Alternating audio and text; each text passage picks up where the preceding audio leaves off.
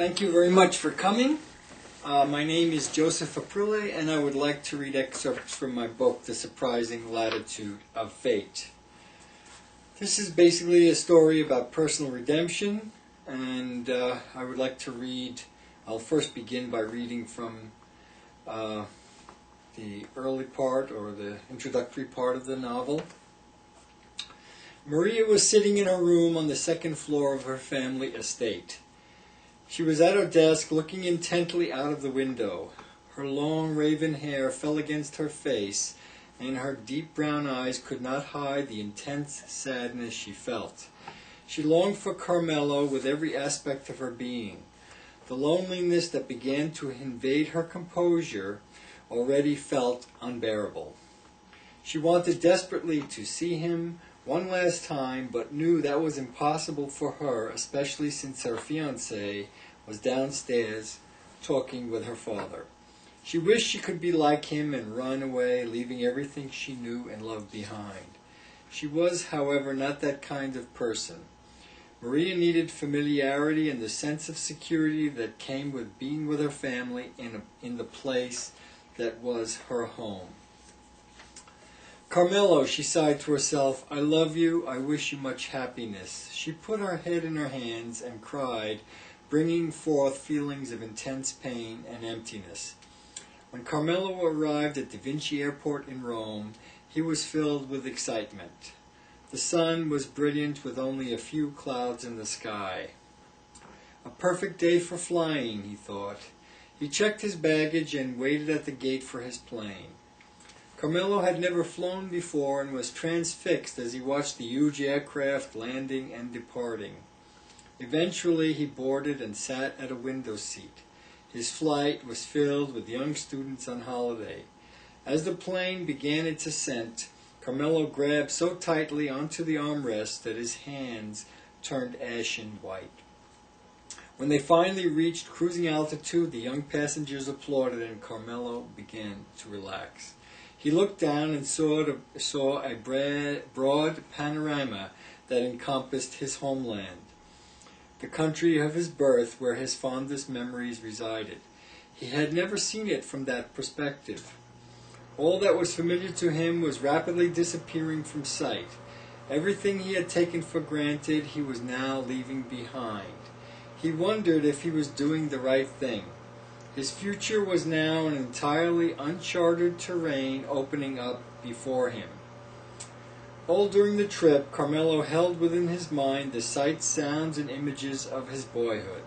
He saw vividly the houses overlooking the sea of olive groves, the well-worn path to Lake Varano, where his father kept his fishing boats, the cobblestone streets of the town, and the piazza, where the men gathered to tell their stories. He could smell the fragrance of the air and water. He felt his father's stern yet loving demeanor as he tried in vain to entice Carmelo to love the sea as he had. He saw most vividly, however, the benevolent moon-shaped face of his mama. His mother was blessed with the joy of living. Her love of life was contagious and infected all who knew her, but most of all he remembered Maria. Her sweet face and passionate eyes, her young, soft, and shapely body still filled him with intense longing. Why wouldn't she come with me, he thought to himself. He pictured all their somber faces as he left on his great journey. He planned to accomplish great things in the land he knew was filled with promise, for he had a young and adventurous heart. He knew he would prosper in the new world that he had heard so much about. In contrast, he felt that the future for him in his hometown was far too limiting. Carmelo had an expansive spirit. It could not tolerate the closed and routine nature of village life. He required some mystery and adventure, and he was motivated by an insatiable passion for living, by a thirst for the unknown.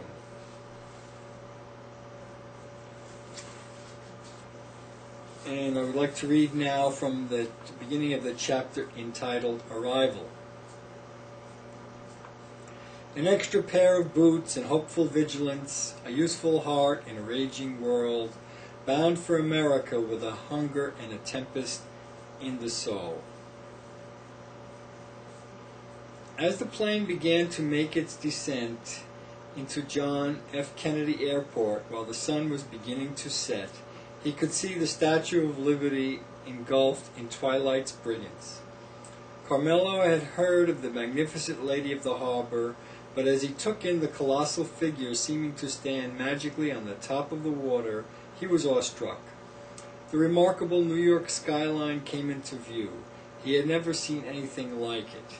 He would never have imagined the immensity of the place. At first, he could not believe his eyes. He held the notion that New York was the great mother to the world. Within her sprawling arms, she enfolded peoples from all nations, all cultures. The image of America as a land of promise had been ingrained in his mind, not to be easily uprooted by experience. Dreams are not to be trifled with. A dream is often the engine that propels humans forward. Dreams drive human progress, and without them, human history would be far less interesting and eventful. America was the New World dream. It arose partly from the myth, partly from reality. It was a wonderful solace for the wandering heart. Carmelo Visconti had such a heart. He had made a conscious choice to risk all that he had known and loved for the promise of something intangible. A decision that profoundly says something about the man. It speaks of his character and inclinations, but mostly it is a testimonial to the boundless optimism of youth.